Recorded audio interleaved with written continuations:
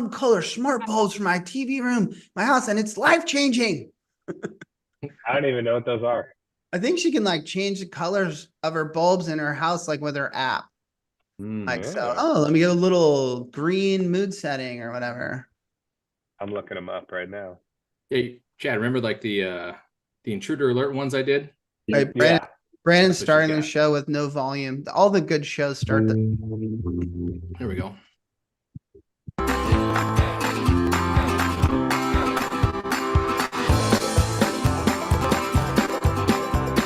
train beat. Yeah. A little upbeat. I set up my panelists here. Am I talking to everyone? I wrote this song myself.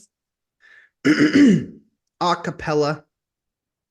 Oof. Jingle bells, JD smells. It's true. Justin never talks. Chad gives us nerdy nuggets. And Roby doesn't give a fuck. Preston's on the show, formerly from the EBSA. I'll drink. He spoke in front of Ways and Means, and they all have hair of gray. I just clapped. Don't clap for yourself. Don't clap for That's not a yourself. good look. I do it all the time. You can do No, it too. that's not a good look. Brandon, let's do headlines. Headlines, please.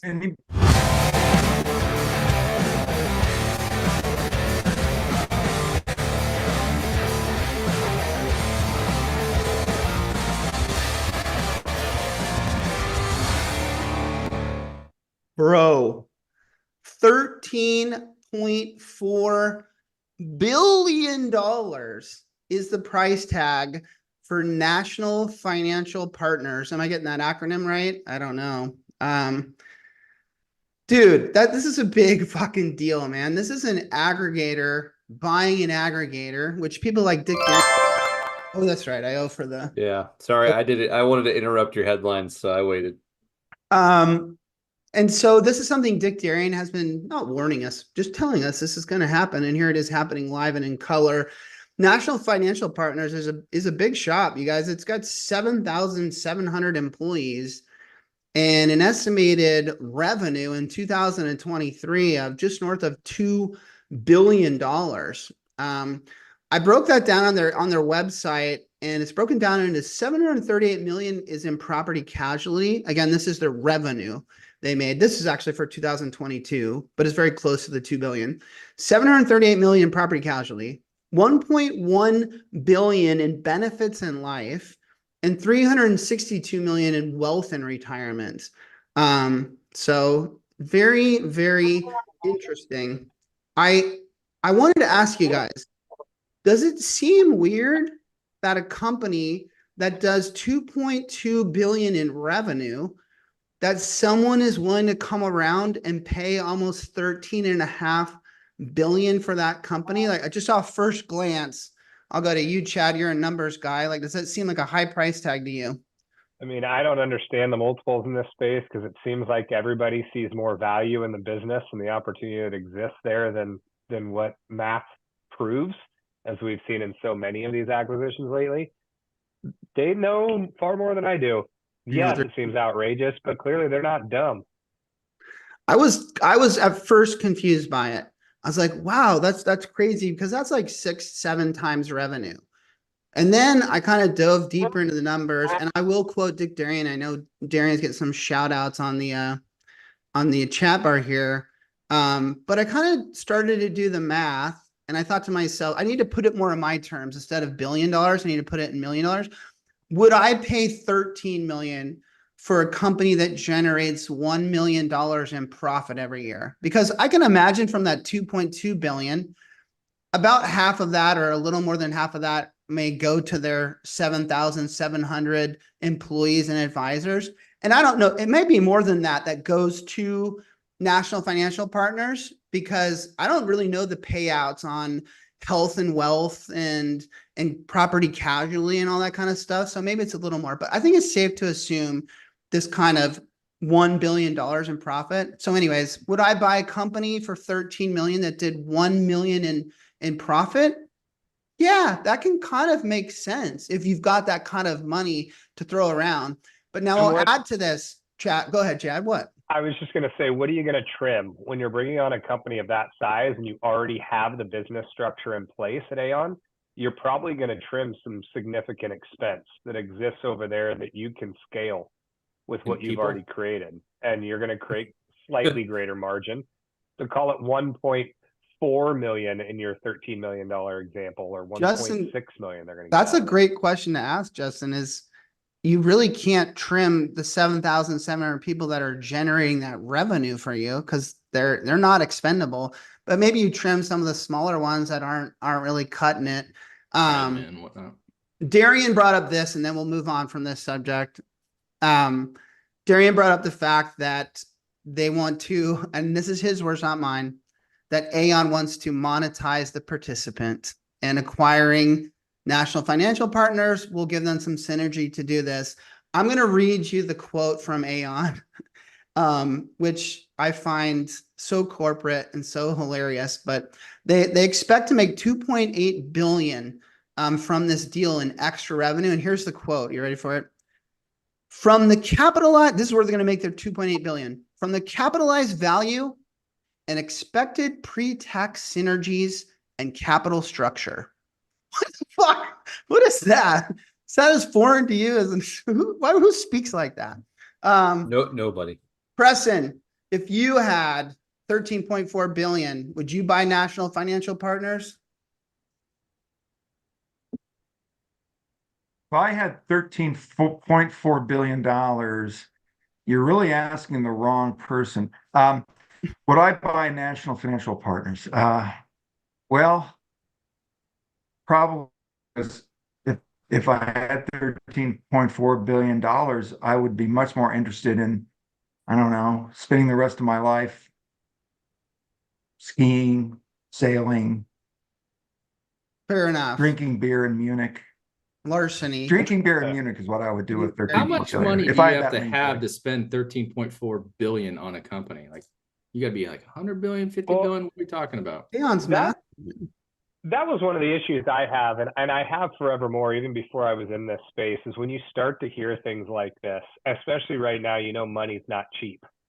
And I start to hear a purchasing price like that. I'm going, Aon's really just sitting on 13 billion for a sale like this. And I know they're financing a shit of it, and some of it is stock options, and yeah, it's half just of an it outrageous amount of money. I think it's 6 billion or something in cash, and then the rest is stock options. Yeah, but because money's not real, guys. It's just not real. Those stock options are real money. We can move on to another acquisition. Our buddies at OAIC, they had us at one of their conferences do a show. I had a lot of fun with Brian Brashaw on stage. Maybe one of the better guests we've had.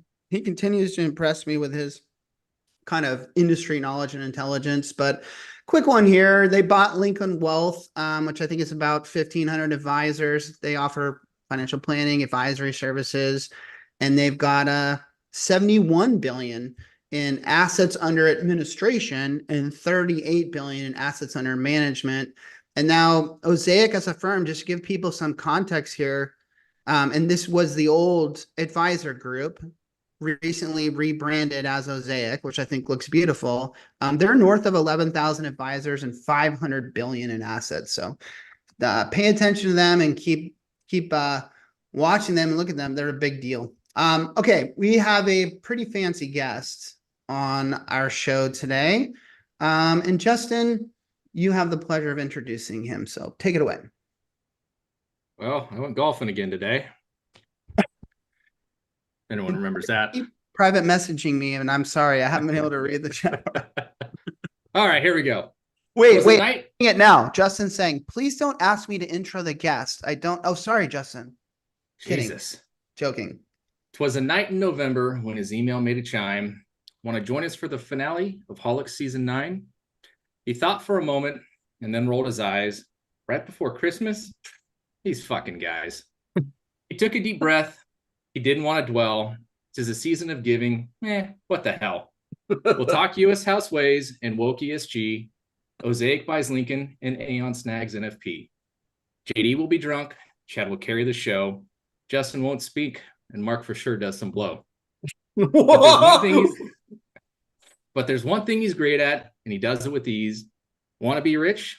Uses drunk stock tip strategies. So pop a top, grab a glass or your favorite drinking vessel. The Honorable Preston Rutledge joins us for this Christmas special. Wow. Wow. A 10. I was real worried you were going to write a poem. A fucking 10. Hey. Well done, Jess. Gee, Thank you. you're a much better poem writer than I am. I'm down on. Oh, you're pretty good. Well done. Well done. Can I just say for the record that I'm not a drug guy? Just gonna say it. Yeah. I'll back Roby up on that. He does not do those things mentioned in that poem. Roby, this next headline is right up your alley. I feel like. Remember when we had quiet quitting? Well, apparently there's a new term called coffee badging. Okay. Thanks, buddy. Yeah, really. Thank you.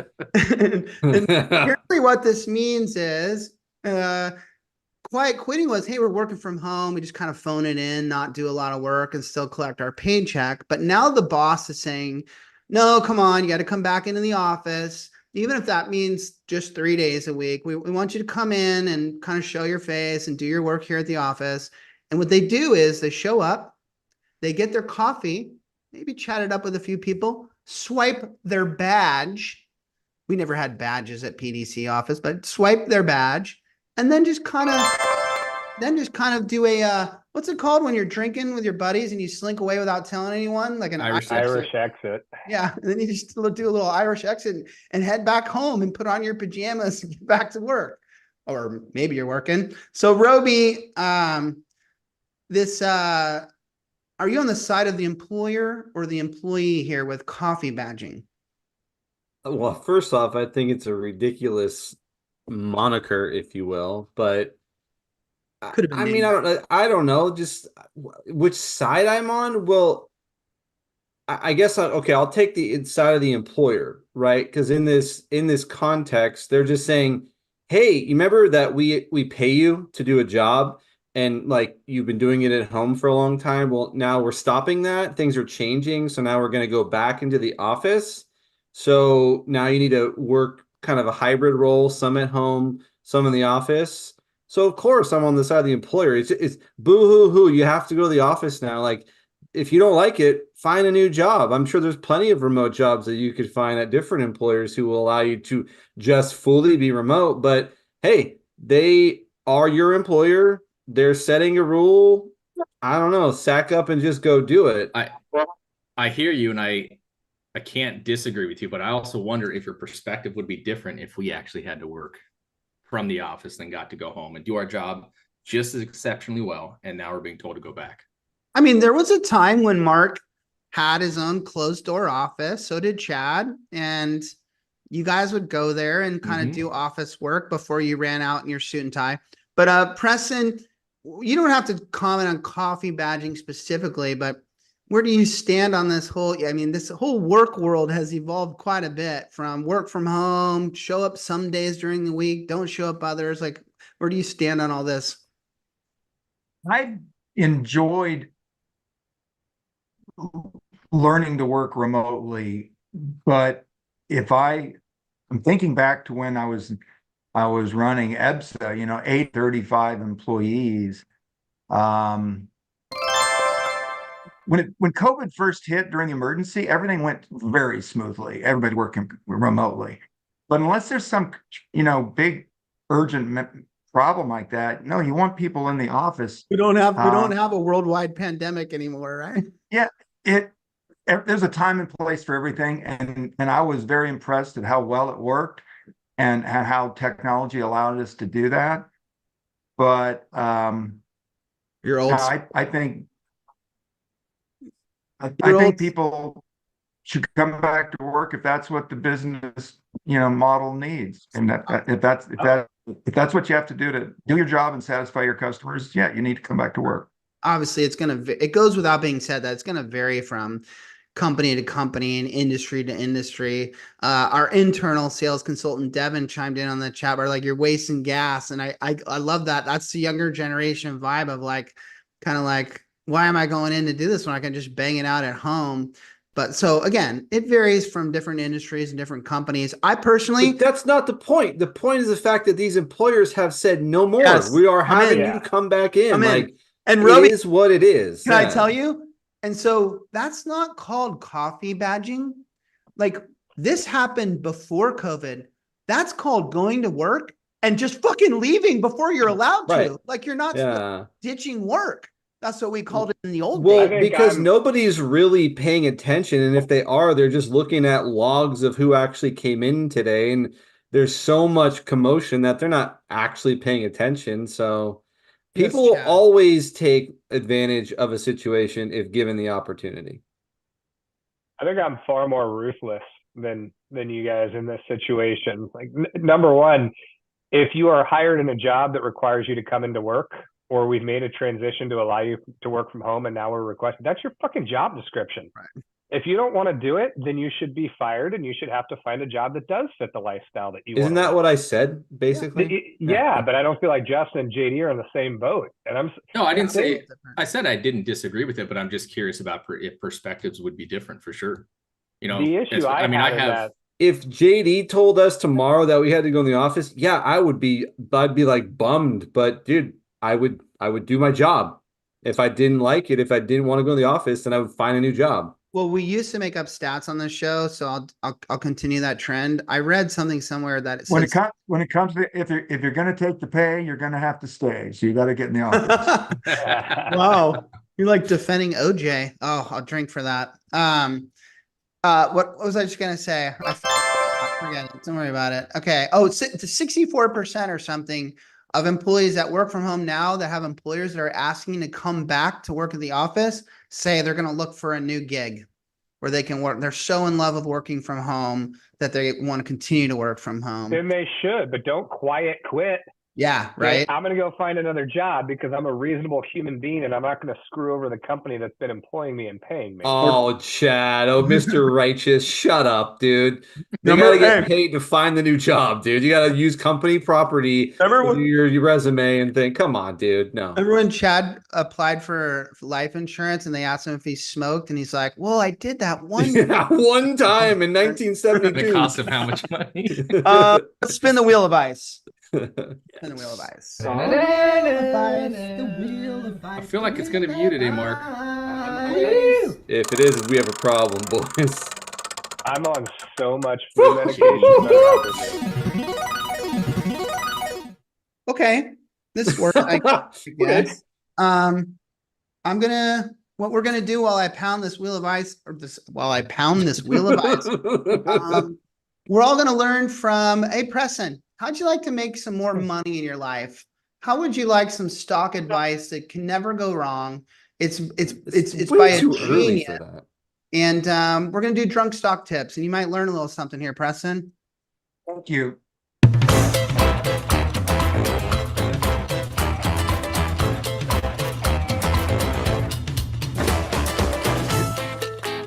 Very good point. Is Jamie Dude. migrating? Sampson has a very good point. What's that, Is Roby even drunk yet? No. bro? All I can Might tell you consider is at the future shows. the intro to drunk stock tips is the perfect amount of time it takes me to pound a Smirnoff Ice. I just want to say that for the record. That was solid. Nice Roby, setup. I had intentions of going back through your history of stock picks.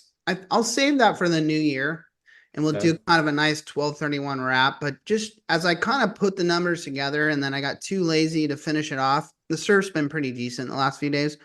I can tell you it's going to be absolutely phenomenal. When you guys see Roby's 2023 returns for the year, he's a goddamn motherfucking savant. That's pretty much what you're going to think. By the way, Roby, you loved little scooters. Every town we traveled to, you loved to ride those little scooters.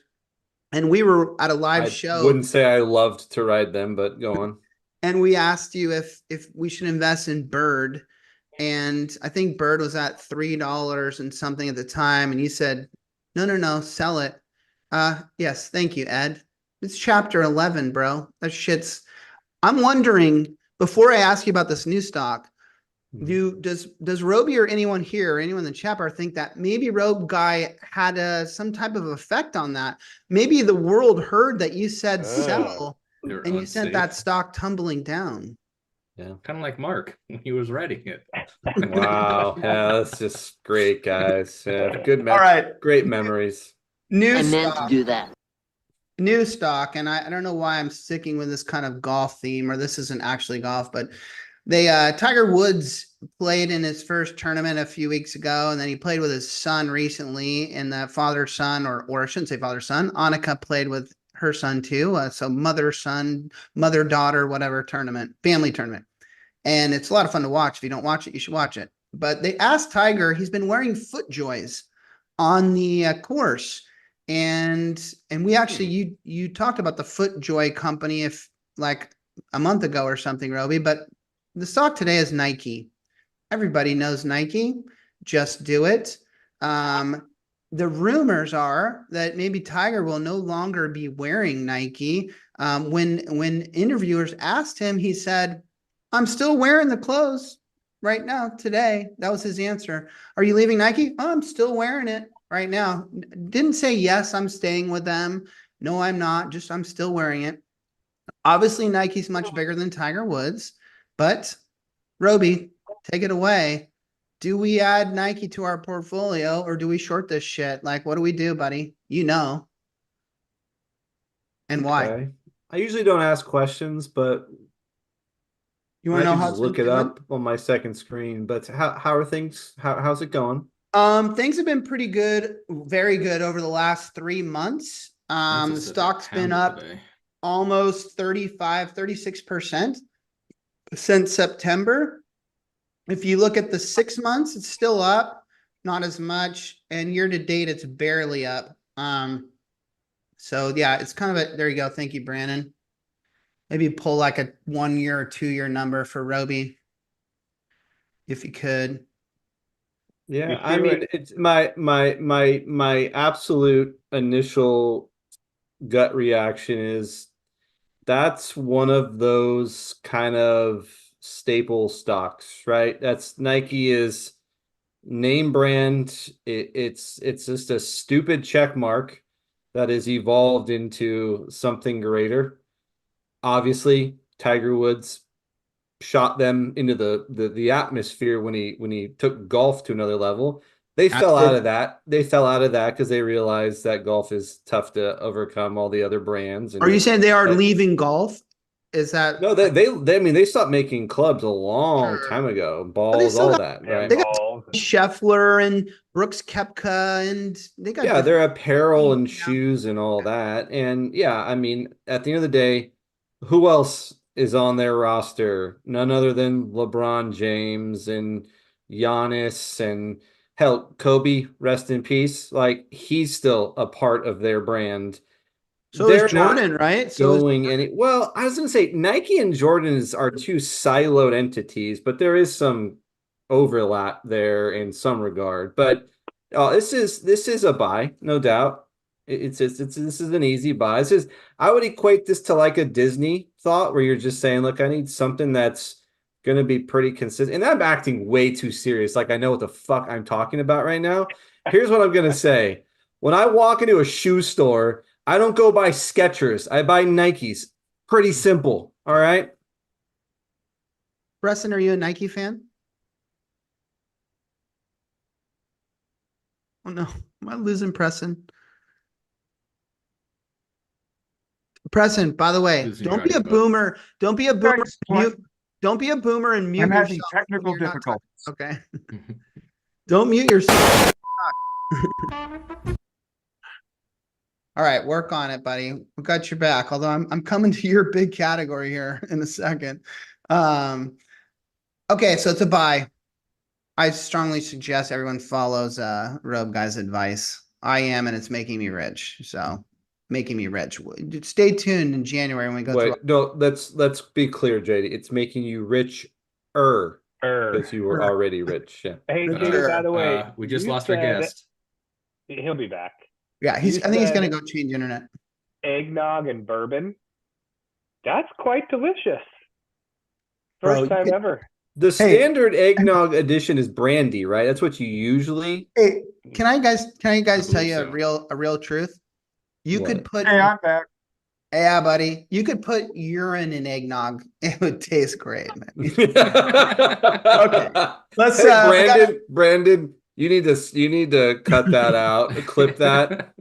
tell me that's not true. Tell me that's No, not you're right, JD. That stuff is thick and nothing can cover up its delicious taste. we've got a another thing I think that's really important to talk about. There's potential legislation around Roth. So the National Association of Plan Advisors came out with an article in December, fairly recently, from our good old buddy Sully, John Sullivan, titled "New Roth 401k Rollover Legislation Introduced."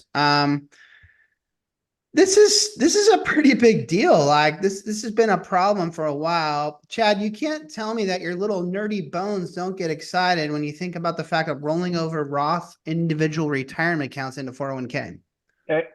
So initially, as I started reading this, I just started getting into a spiral of going, why has this been the case for so long?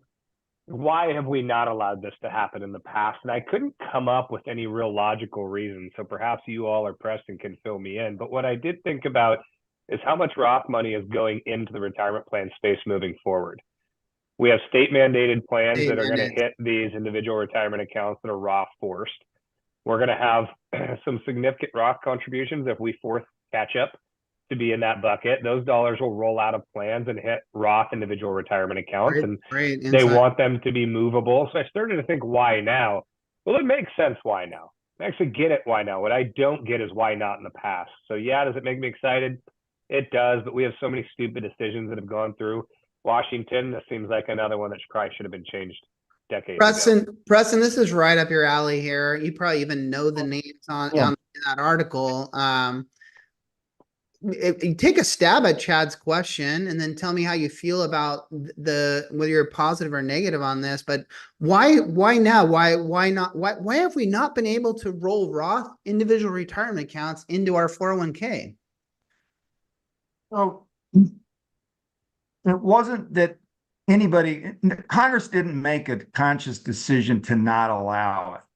The way our pension law evolves is, we get a bill and then we get a law, then they do an amendment, then they do another amendment. It's like you build a house and keep adding on additions. It's the order in which things go. We created 401k in 1978, and there was no such thing as Roth then. Then they created Roth. Then they created Roth accounts in a 401k. It isn't that he consciously decided not to allow it. They just never got around to it. Maybe they didn't notice it. Nobody raised it.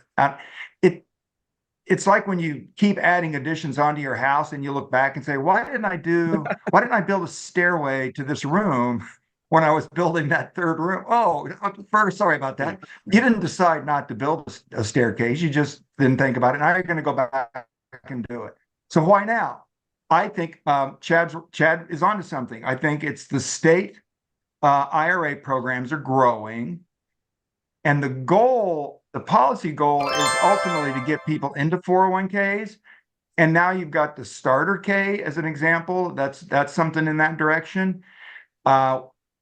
If a worker has got a Roth IRA through a state program, then the employer finally decides, hey, maybe I'll do a starter K. Maybe I'll have a 401k finally, or they go to work for somebody that has a 401k. You want into the 401k system.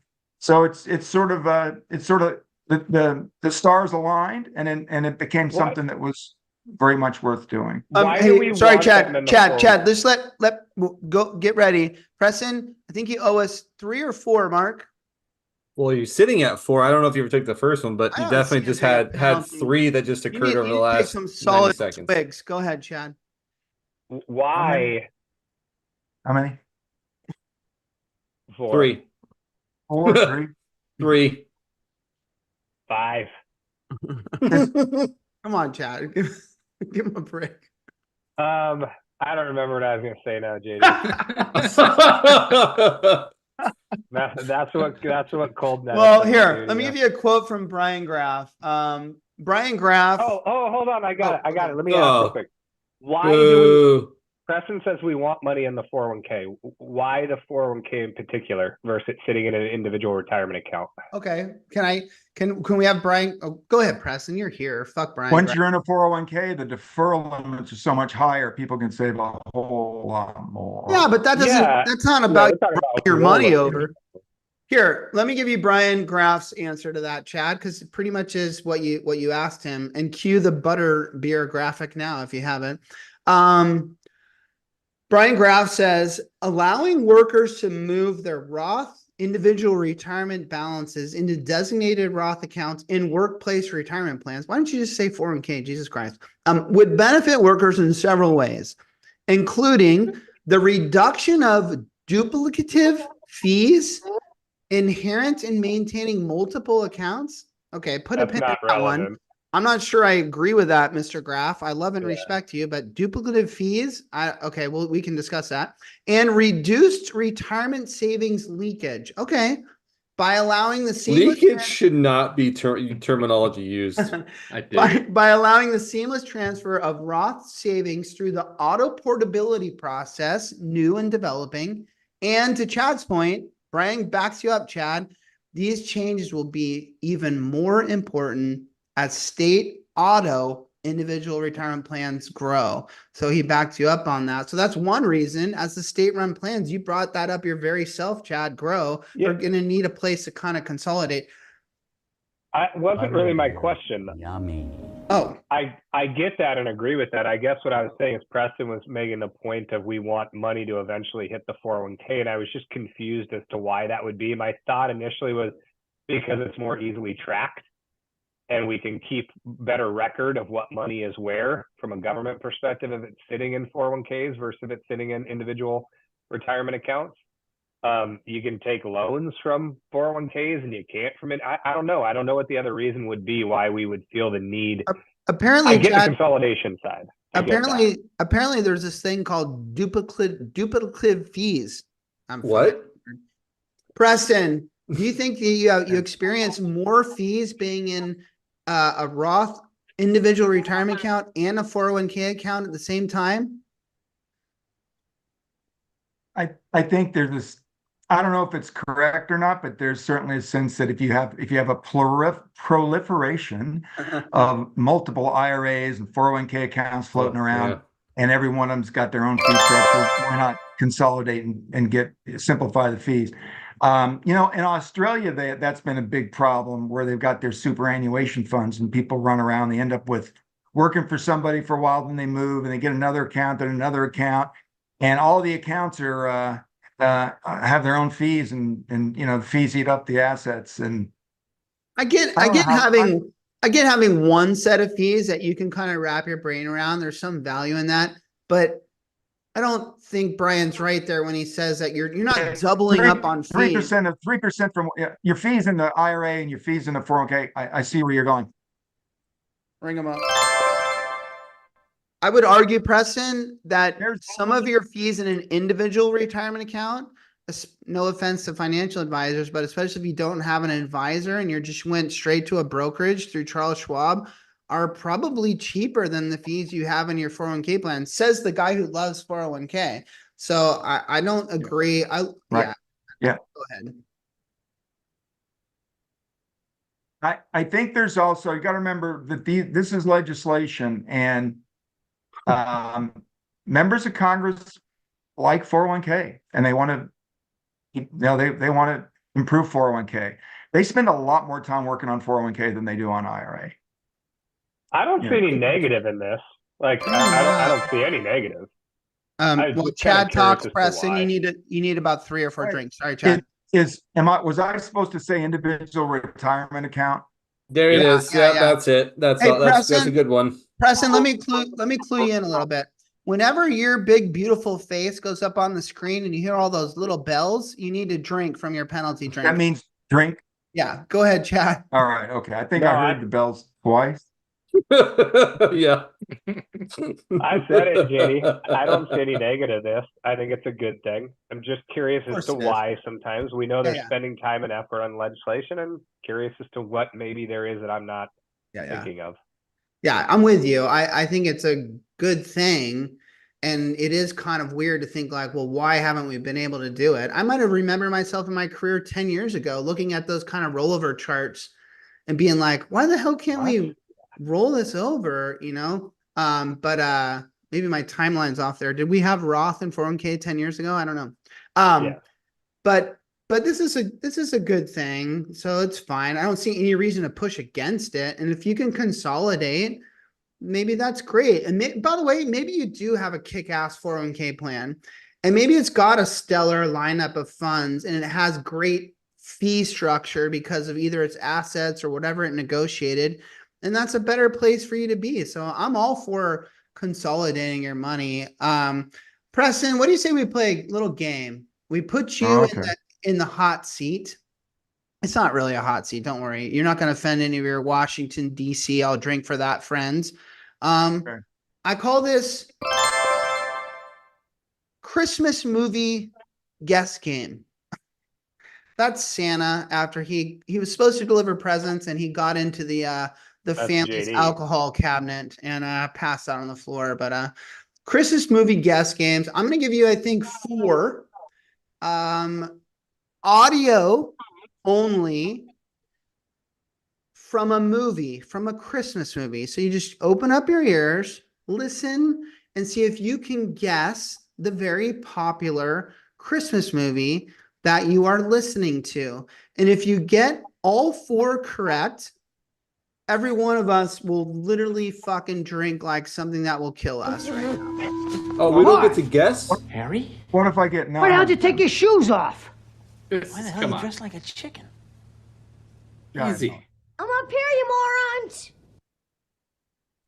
You can get help from the chat Don't bar look right now. at the chat bar. Home Alone? Yeah, there you go. Ding, ding, ding. 1 out of 1. Wow. You're going to struggle with this game because I think they progressively get harder. All right. Everyone quiet. The next one, please, Brandon. Thank you.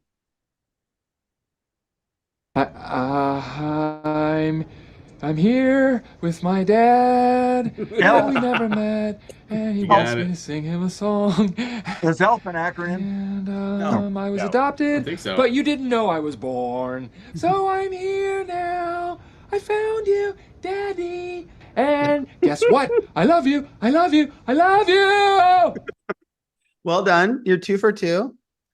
And guys, if he gets them all, we need to like seriously drink some. I got a gnarly vodka thing going on here. We got a pound. Okay. Smirnoff? Or Smirnoff. Take down to Smirnoff. I've been drinking a lot of vodka in my free time.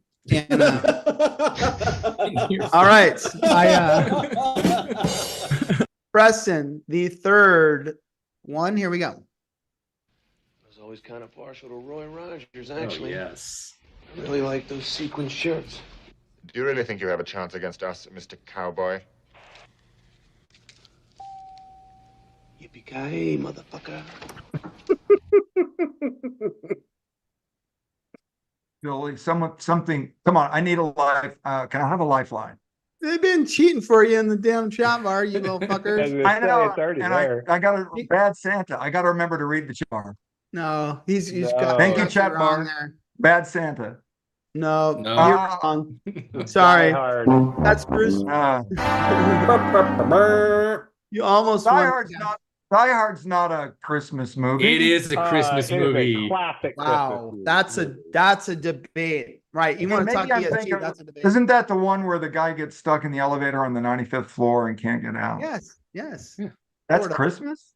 That's simplified a little bit, but yeah, it is definitely a Christmas movie. I agree with Samson, and sure is a Christmas movie, says Ed. All right, well, we'll give you a chance to save some face, and lucky you, Preston, because this next one is right up your alley. I feel like I'm being offensive now. Let's say that. All right, Bram, play it.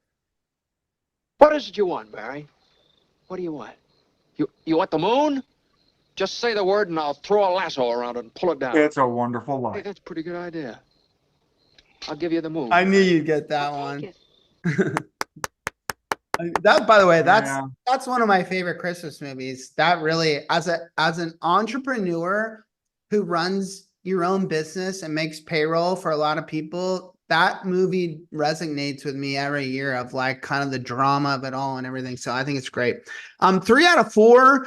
I think that equals Justin drinking his Smirnoff Ice. I think that would be What? best. Fair. Agreed.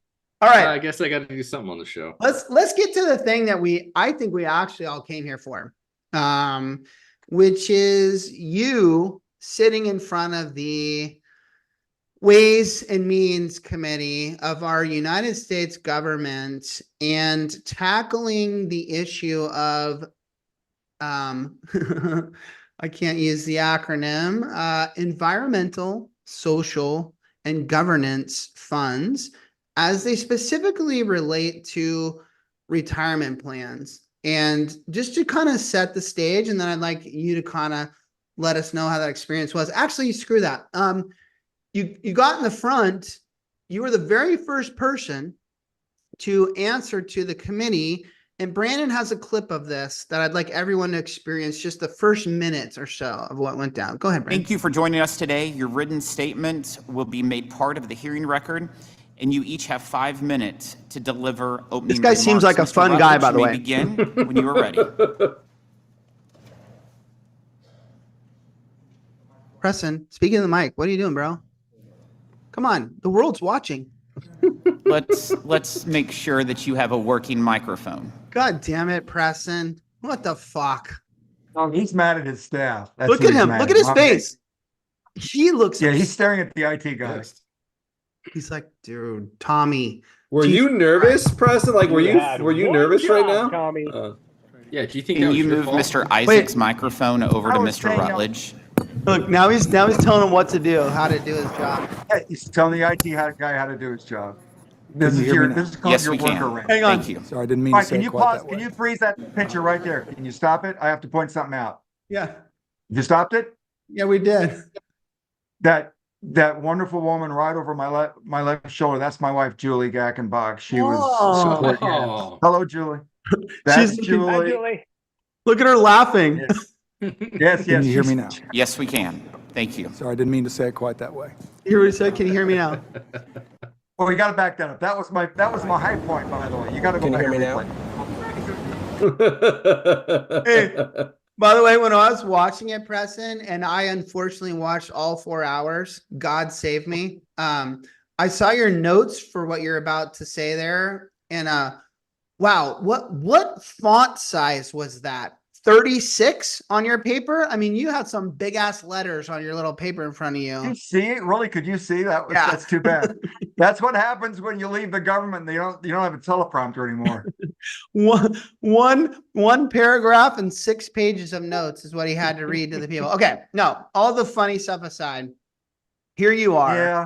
sitting in front of our government, the people that make our decisions, and the topic is these ESG funds. I'll drink.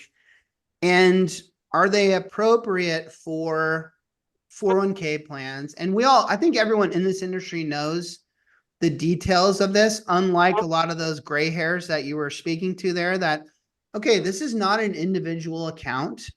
This, unfortunately, or fortunately, is an employer-sponsored retirement plan that is under the laws of ERISA, and therefore we have to, as plan sponsors, act in the best interest of participants and nominate or decide on things like what a fund menu might be, or more importantly, and this comes up in this subject, what a qualified default investment alternative might be, and whether that's appropriate. This gets lost a little bit in the 4 hours. I won't kind of digress here and talk about my lack of fondness of the government right now and their ability to try to intelligently discuss something for 4 hours. It must have been super frustrating for you.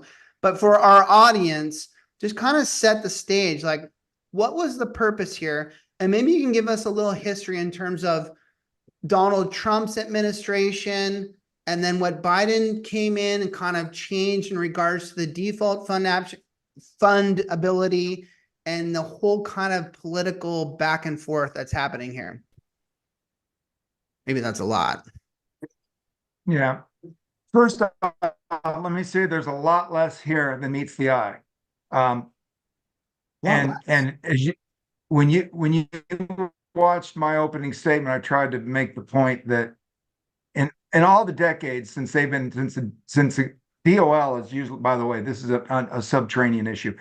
The DOL has done all the guidance on this over the years, not the IRS or Treasury. And this is the Ways and Means Committee. boy. But Jesus Christ. Keep talking. We'll count them up. Keep talking. am I up to 9? Okay. I'm up to 9. Got it. So the basic rule hasn't really changed over the decades. You can't accept lower returns or higher risk in the pursuit of a collateral benefit. And that's based on the way the statute reads. You mentioned, you have to operate the plan solely in the interest of the participants for the exclusive purpose of providing benefits. And that's a pretty strong word. And so the government has struggled over the years to give advice to folks who ask, well, does that mean we can't have a secondary purpose? Does that mean we can't have a different purpose? And the answer really has been very consistent all the way back to the 80s when you saw the first bits of informal guidance right up through the Biden administration rule. And it's right there in the regulatory text. If you go look at it today, you can't accept lower returns or higher risk in pursuit of collateral benefit. I've got a cheat sheet on how things have changed, on how the two different administrations, and I'll just compare Trump and Biden, but truthfully, it goes back to the Clinton and the Bush administration, and then to the Obama administration. They back and forth. We called it ping pong, but really, it always comes down to like 3 things. How do you talk about it? How do you document it? And may you default it? So what I mean by how do you talk about it? There's 2 ways to say to say whether an environmental, social, and governance factor investment is okay. You can go, you may focus on those factors if it's prudent. That's the way the Democrat administrations have phrased it. Republicans tend to phrase it, you may not focus on an environmental, social, and governance factor unless it's prudent. But they always end up in the same place. If it's prudent, yes, you do it because we have a principles-based rule here. The principle is prudence. You don't have a prescriptive rule like this is an acceptable stock X is an acceptable investment, stock Y is not. That's not how our system works. It's always about prudence. And then you'll notice in the Republican administrations, they always want you to document more specifically when you do that kind of investing to make sure you can prove your prudence. Well, there's always been a general it's always best practices to document. But the Democrat administrations don't like having special highlighted document requirements. And then finally, the default. You mentioned the qualified default investment alternative. Trump administration said, nope, can't do it. No, you can't default it that way because the person by definition hasn't made a decision. Now you're making a decision for them about an investment that it may be, politically, painted or something. Democrats say, nope, if it's prudent, it's prudent. Shouldn't matter if it's a default investment or some other kind of investment. If it's prudent, it's prudent. And those are the big differences. Strict default requirements, strict documentation requirements. You can't default, you can default. Those, but at the end of the day, the basic principle hasn't changed over the decades, and it really didn't change between Trump and Biden either. I get that, and I think you did exactly what I asked you to do. So thank you for that, Preston. You kind of like set the table, and I totally get that it hasn't. I filibustered though. I filibustered a little bit. Sorry. No, we still have to, as Rob said, the pecuniary thing is still in play. Like you got to make these decisions based on getting the best returns for these participants, but you can't tell me that. And I don't like to stoke the political fires, but you can't tell me in the last few years, this hasn't gotten more heightened. And I hate using this fucking word, but the woke side of this. And by the way, if you Google what you did in Washington, where you went and spoke in front of them, woke comes up on YouTube over and over and over again. This kind of woke ESG, I'll drink for that kind of narrative. And and I know I'm probably gonna get some haters in the chat bar for this. But I feel that that's true a lot of ways. I feel like that there's corporations being asked around diversity and equity and all these kind of things, have the right kind of employees on their staff. And I think that that's fine. And I love that. And I'm in support of that. Like we should be a more fair, equitable society like that. But what a lot of those people in the government didn't understand is that, because I saw a lot of them speak and they talked about how individuals had a right to choose their own investments and they could choose whatever they wanted to choose. And why is the government getting involved? And every time I'd bang my fists on the table and be like, this is a fucking 401k plan, you idiots in government. Like, we have a fiduciary responsibility to act in the best interest of these participants and put a quality menu in front of them. And therefore, this is why we're in front of you right now and why Preston Rutledge is sitting in front of you having this debate. And therefore, if political agendas or even, I'm sorry, anyone out there, I'm a surfer in the ocean, I'm all for the environment, but even like environmental issues or social issues or political issues somehow cross into what is right to have in your investment menu, this is the big debate. This is where we've gone too far and we're potentially doing a disservice to the participants that we're trying to serve. When I say that, Preston, do I sound like a freak to you or does that make sense?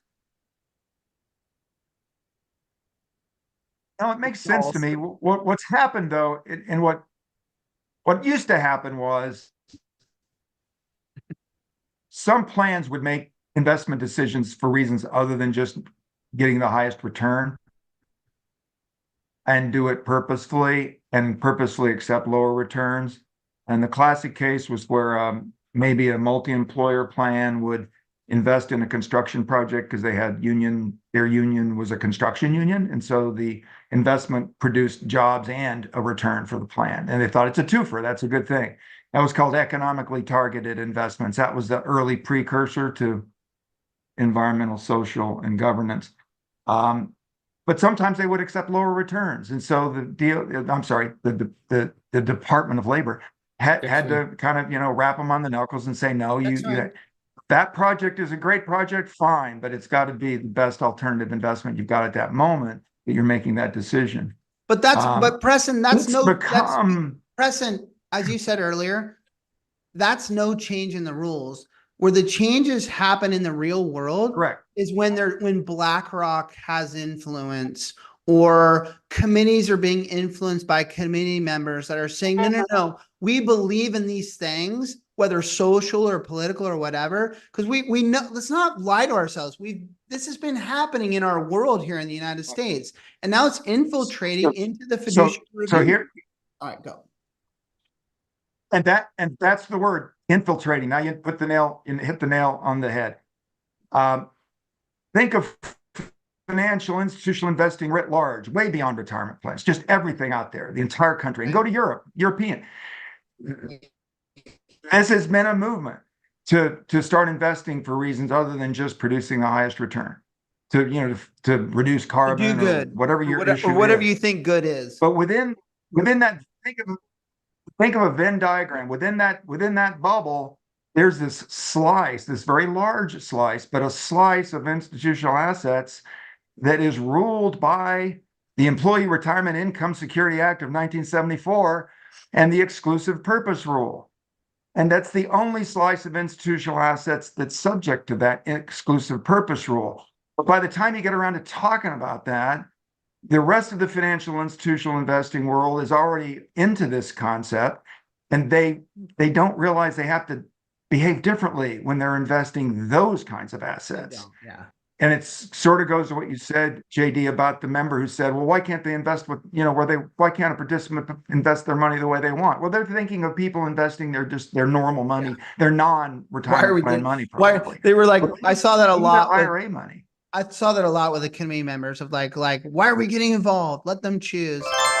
Chad, let me put you on the hot seat here. Like, we've talked about ESG. I say that because I want to drink in the past. I don't think we got this deep with it.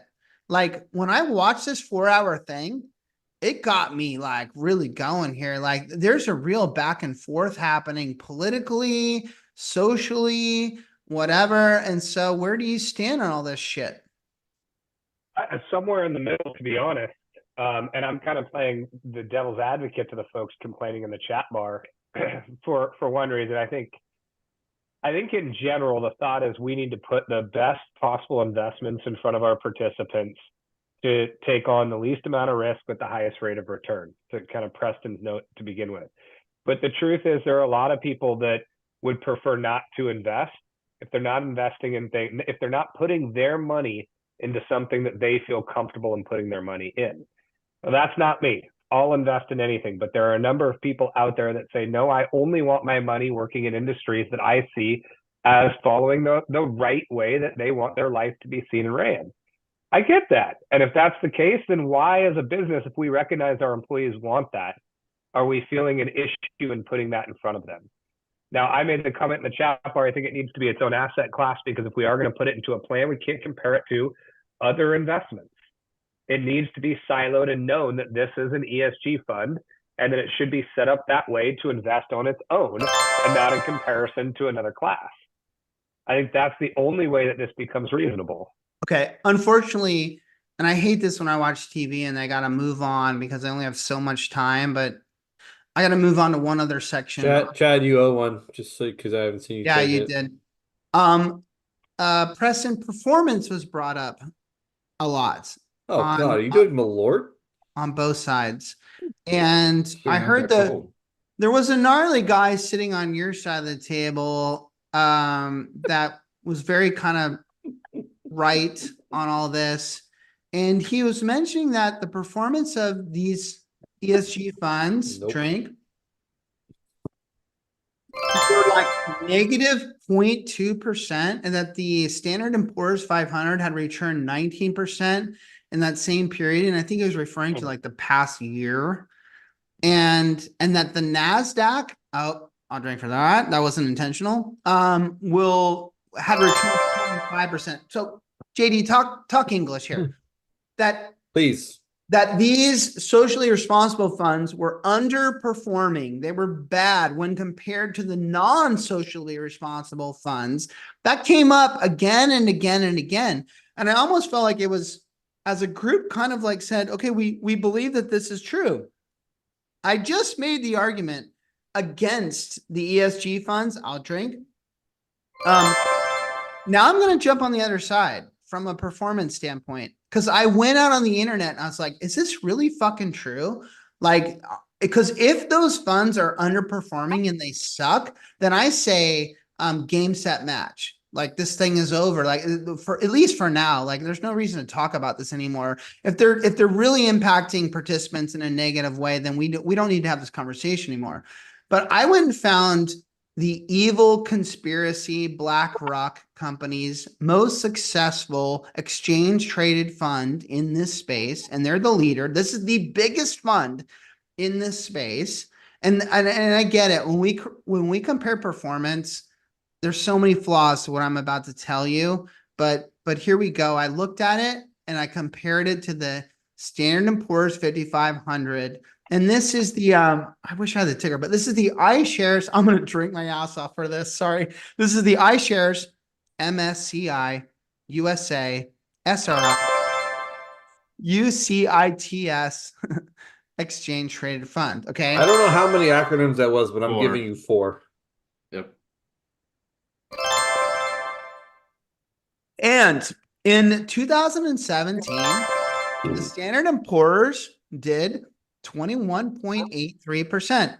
And instead of me using the benchmark that they wanted to use on the BlackRock site, because they had some other socially responsible like index or benchmark, I went and just said, fuck it. Everyone wants to know what the market did and what your fund did. So I'm going to play that game right now, which is against them. And their fund, their socially responsible fund, did 23.38. And again, I want to clarify for everyone, I'm not on the side of the socially responsible shit here. 2018. Sorry.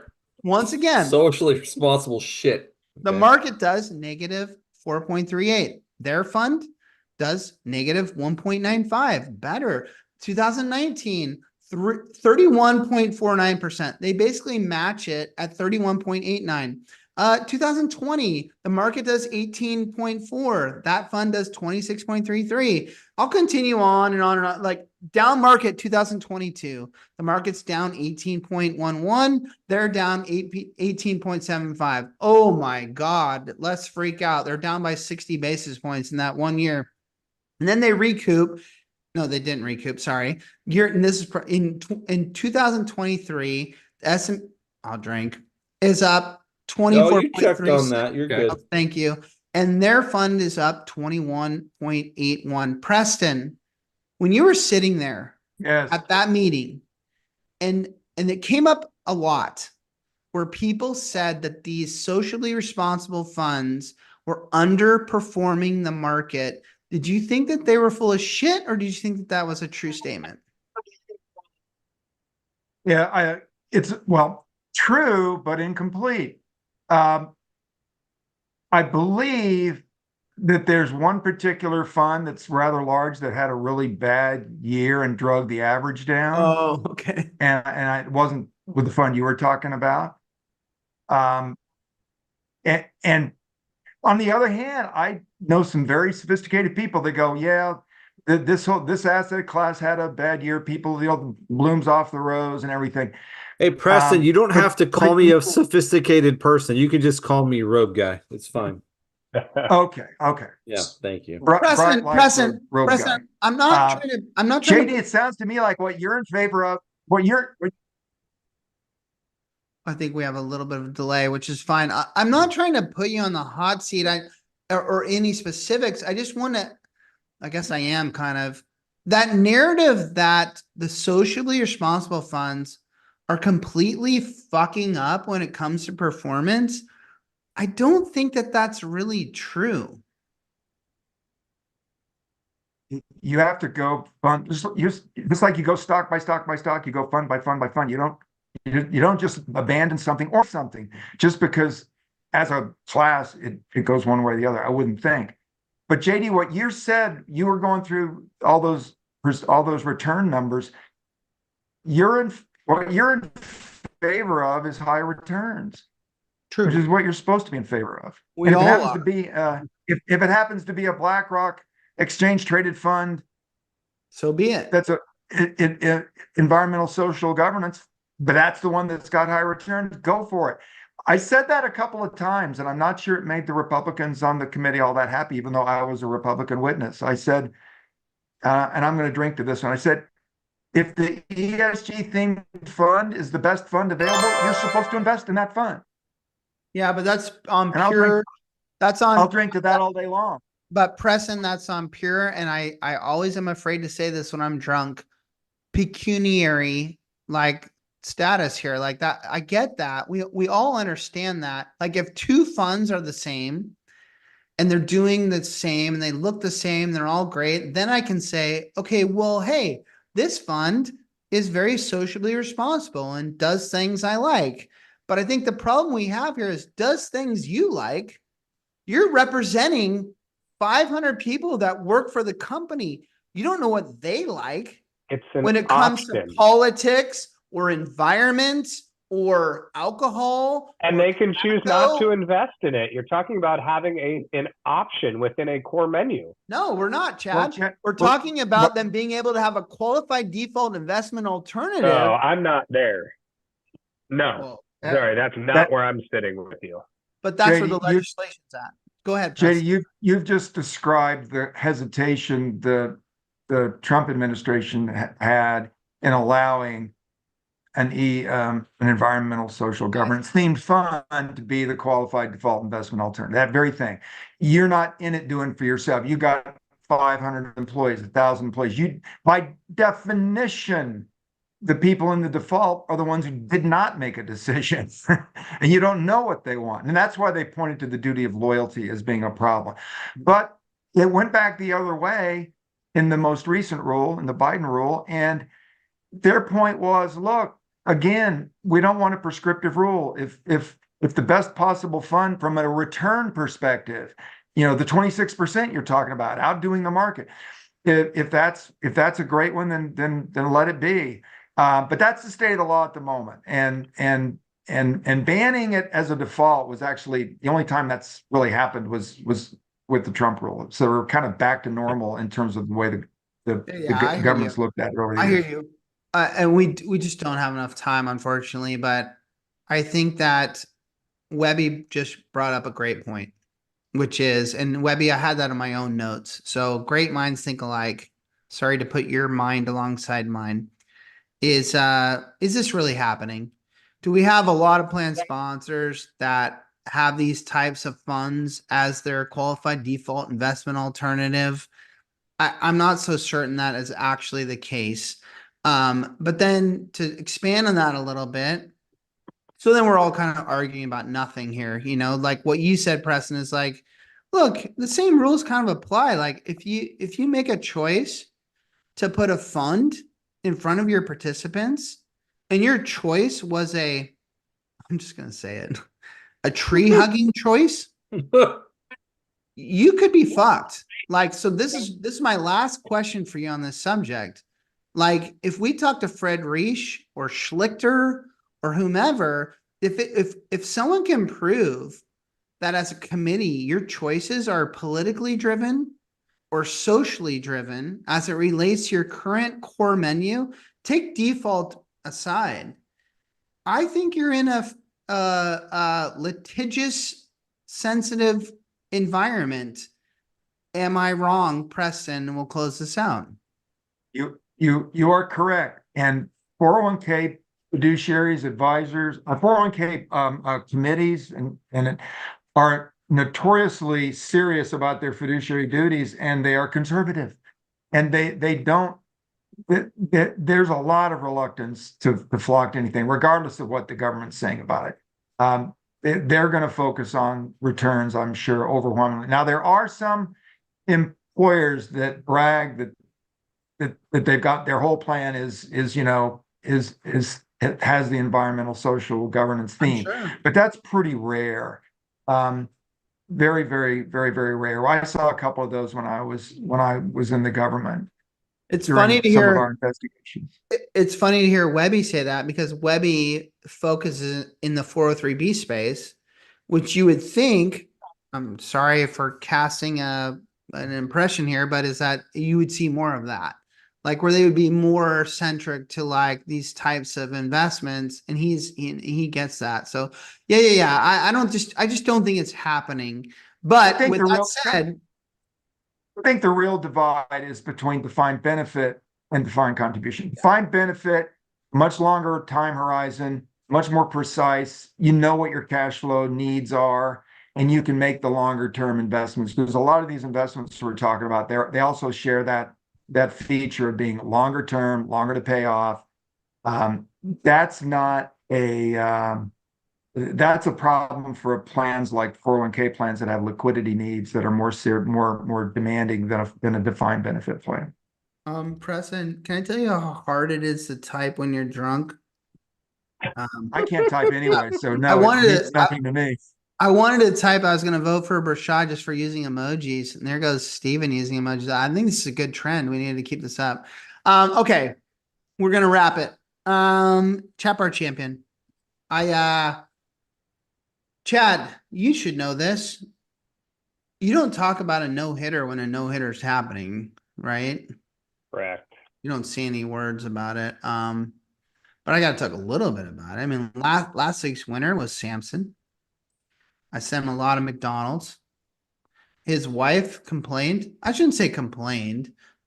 He wrote me and said, after me sending him all those Big Macs, and Preston, I sent him like a shit ton of Big Macs and then a little kid's apple juice to wash it down. His wife said, a couple of French fries would have been nice. I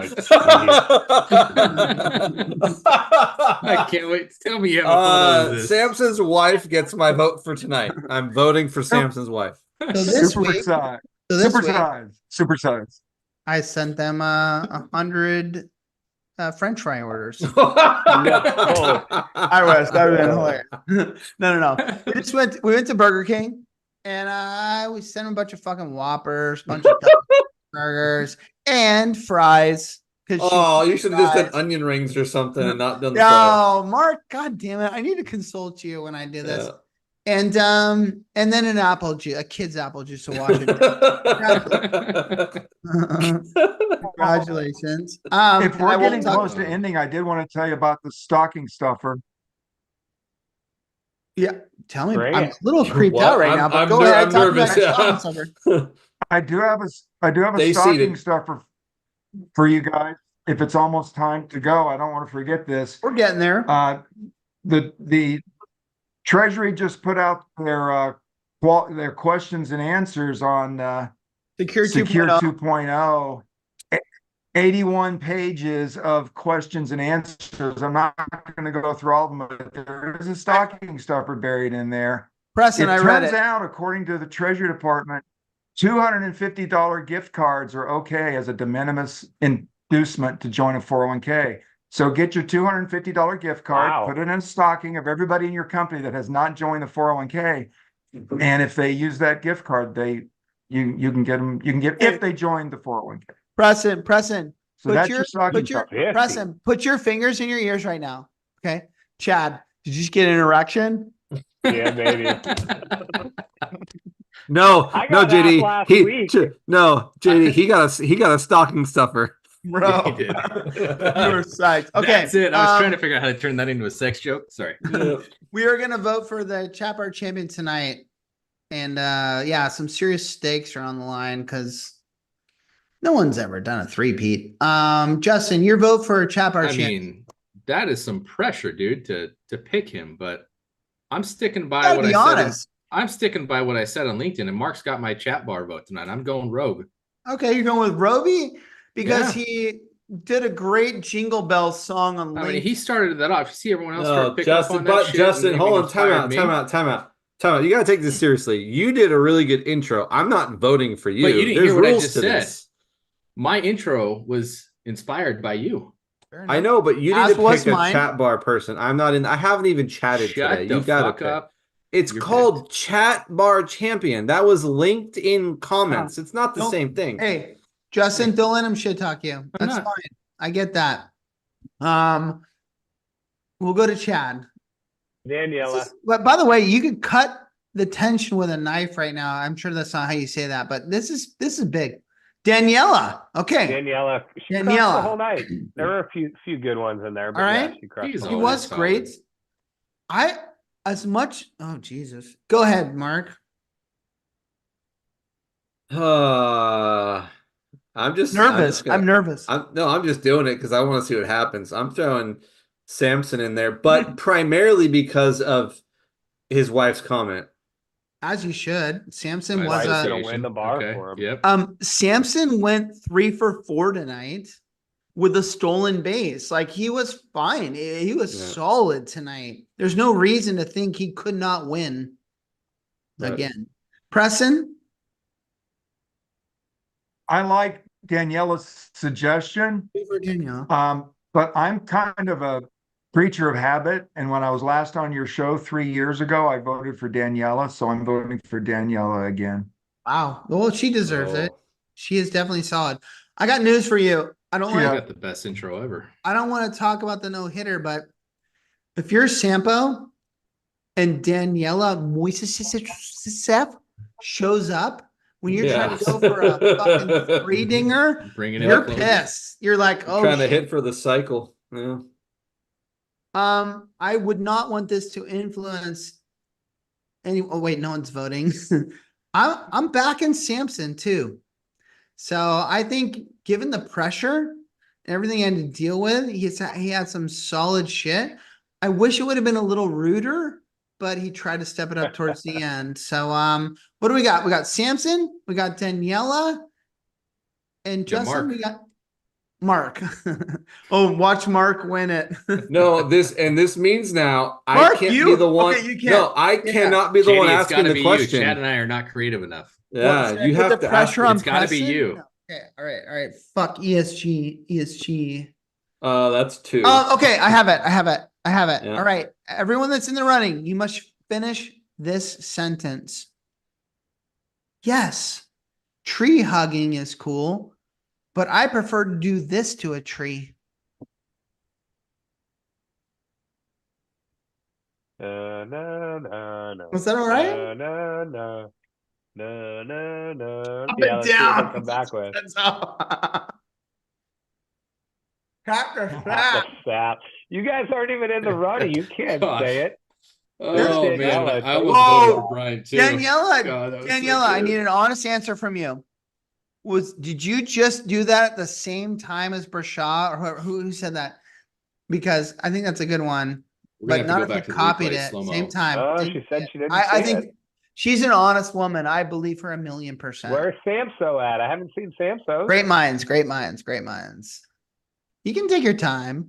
Hey, did anyone notice Brandon's hard efforts tonight? Snow is With us. falling on the RV.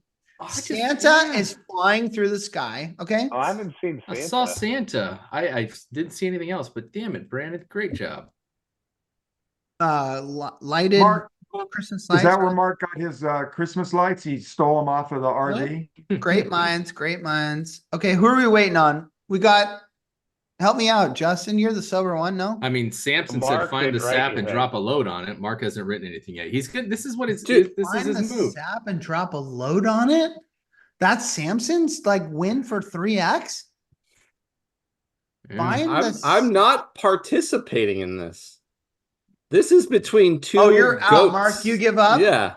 Oh, No. I need this. This needs to come down to the two people where this means more. I'm out of this running. Justin, I love you. Okay, Daniela says. Here, Okay, I'll give an Oh, shut answer. I'll give an answer. Oh, no, I like where Daniel. This is important. Sorry, Preston. I know this must seem awkward to you, but this is really important in the history of Retireholics right now. Guys are gross. I understand. In them roots, you'd probably win, bro. But we're not gonna let you win. Roby wins. So Roby, Jeff, our you champ. just Jeff, gotta our win. champ is a big deal. Get him in those. Fuck. Roby just. All right, I'm gonna do something we've never done. It's the last show of the year. There's 5 of us. We'll take a vote. Because, I mean, I don't know what to do here. How can I vote if I was in the running? This is confusing. Okay. Well, you're 4 of voting. us. You Fuck took 4 of yourself out us. of the running. All right, Justin, your vote for winner. All right, I'm gonna Say double Roby check again. this. No, I'm gonna double check this real quick. If you believe it, say Roby. It pains me to do this because we really want to see it happen, but I feel like Samson bit off of Daniela's, so I gotta go Daniela. Remind me, what was Samson? What was Danielle's? Sorry. So Daniela's was taste the sap, Nice. and then Samson was find the sap and drop a load on it. Oh. Someone said tap this app. That I think was that was Brashaw. Brashaw. Oh, Okay, They okay, was Chad. really good. So, Justin, your vote's for whom? Sorry, everybody. Daniela. Danielle. Chad. It's hard for me to discount Samson's timing there, but he did take a while, and maybe he just wasn't paying attention when the question was asked. But Daniela was on it quick, so I'm going Daniela. Well, fuck you guys for not voting for Roby, because I think Roby had the best answer of the group. I didn't think Roby was in the running. What by was his default answer? Hey, as rules of the game. unlike you two political Jump in the dipshits roots. that are influenced by your constituents and whatever is going on, I tell the truth. And I love Samson and I love Daniela, but Roby had the best fucking answer. So Roby to me is the winner, and I vote for Roby. I gotta say, I did not Preston. see his response until you just mentioned He it. wanted to like That's stick his pretty dick in the fucking root good. or something. I never said Get up in that. them roots. I have implied Preston, that. Preston, shut the fuck up. Preston, who do you want to vote for? And with Daniela. I'm stubborn. All right, you're sticking with your. It is. Ah, that's bullshit. All right, Roby. Caleb, And she likes jewelry, so I'm really happy for you. I'm gonna let you finish. But Beyonce had one of the best videos of all time. Great. Brandon, do you know how much I want to pull that right now? Oh my Right God, now. I really Brandon. do. I'm not gonna Just lie. claim Like, Roby to be the winner. but I won't, because I think what's clear is that unfortunately Samson did not reach his three-peats, and the winner tonight is Daniela Moiseseff. I mean, it makes sense that she would take him down. Like it makes sense. Yeah. It's drama. Ooh, She came in and fucking boom, took it down. Wow. She branch slapped that little man. Preston Rutledge, the former secretary of whatever the fuck you were. We appreciate you for being here. And Thank you, Preston. And Yes, for thank fighting you. the good fights. And now for your new gig, Rutledge. Give a promo for everyone. What's the website? What are you doing? RutledgePolicy.com. No, Rutledge Policy Group. Government affairs, helping you navigate the stuff that's coming your way from Washington, or take advantage of it if it's good. So that's basically it. You've been there, you've done it, you see how it works. And now big companies, record keepers, mutual funds. Can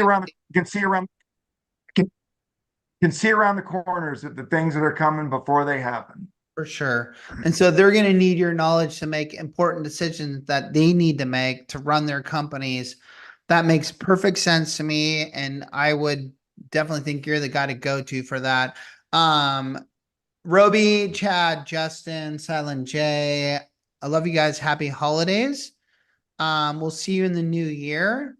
I wrote each of you I'm not going to call it a Christmas card, because it's handwritten, but it probably is not going to arrive there by Christmas, because the waves have been good, but it's going to get there, and I'm going to express all my emotions to you, and then send you some corporate merch, because that's how much I care about you. Oh, wow, man. Thank you. And to you From out the there, bottom of my heart, to you out there, my gosh, what can we say?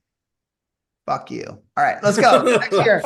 Peace out, everyone. Good night, Preston. We'll see you next year. Chad. We'll see you next year. Love you too. Thank you, DeSanto. Preston. Merry See you fucking soon. Christmas, Samson. Love you guys.